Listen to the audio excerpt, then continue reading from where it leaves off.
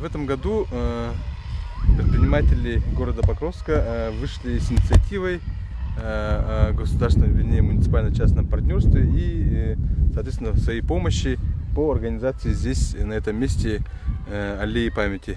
Вообще, конечно, муниципалитет и так предполагал, что на этой территории будет находиться подобный, да, объект. Ну, в этом году, значит, предприниматели выразили инициативу, и я думаю, в этом году мы реализуем данный проект. Вообще, вот прибрежная территория, набережная, своего рода достояние города Покровска. Здесь отсюда такие красивые виды на нашу реку выходят. И считаем, что вот на такой территории будут располагаться подобные социальные, общедоступные объекты. И мы будем приостанавливать предоставление земель для строительства, ИЖС и так далее. С нашей стороны здесь нужно будет отвести, сформировать земельный участок и, соответственно, провести первоначальную планировку. Это значит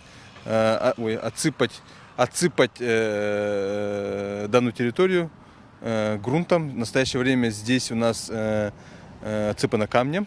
Соответственно, и деревья, и другие растения будут приживаться хуже, поэтому плодородный слой, он сантиметров 20-30 мы должны будем здесь отсыпать.